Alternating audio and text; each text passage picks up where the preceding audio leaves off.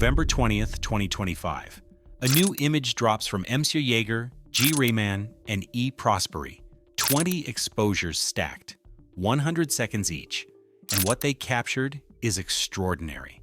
Atlas now displays an X-shaped pattern visible across 1.6 million kilometers of space. A tail pointing away from the sun, an anti-tail pointing toward it.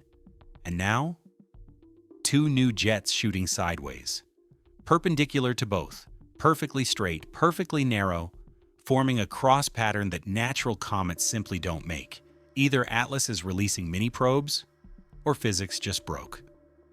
Let me show you why this pattern is so disturbing. Problem number 1. The rotation paradox. Atlas rotates every 16 hours.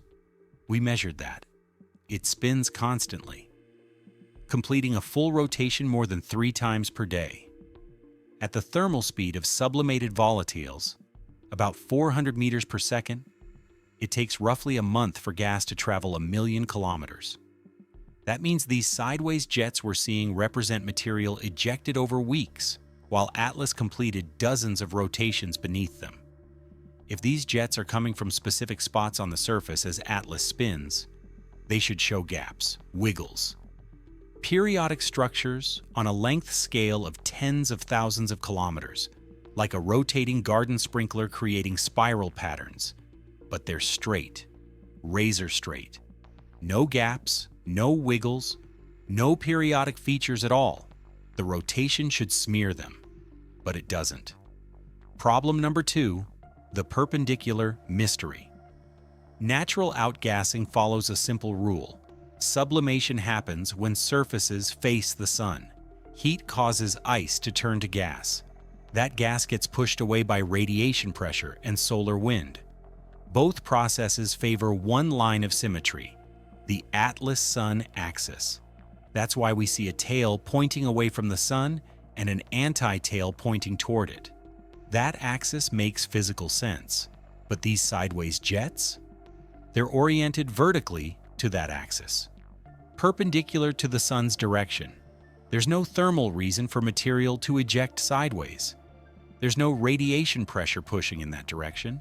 There's no solar wind forcing gas perpendicular to the sunlight. These jets shouldn't exist where they are. Something left Atlas. Multiple small objects departed from the main body, and what we're seeing aren't jets at all. They're trails.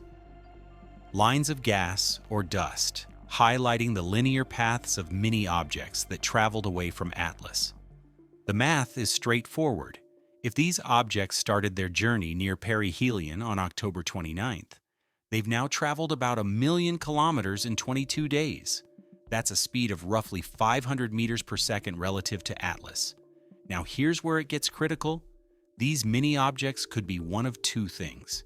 They could be pieces of ice that broke apart from the surface of a natural comet nucleus, fragmentation from thermal stress, chunks that separated during perihelion heating and are now drifting away, leaving visible trails as they sublimate.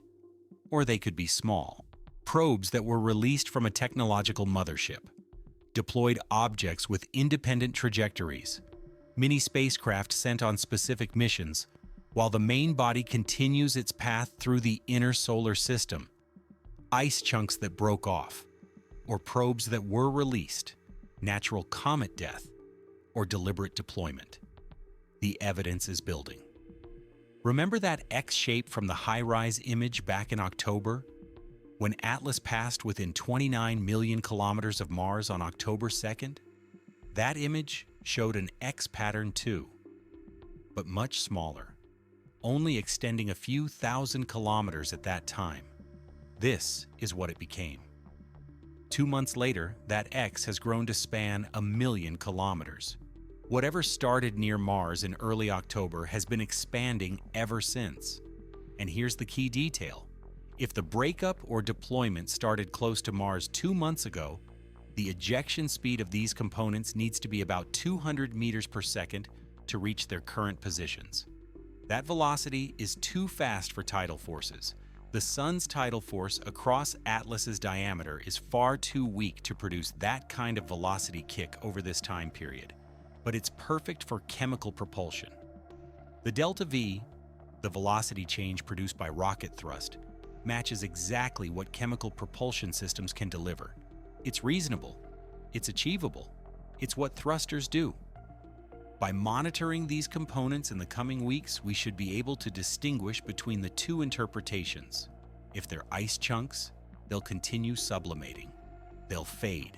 They'll lose mass and brightness as they evaporate in sunlight. If they're probes, they'll maintain integrity.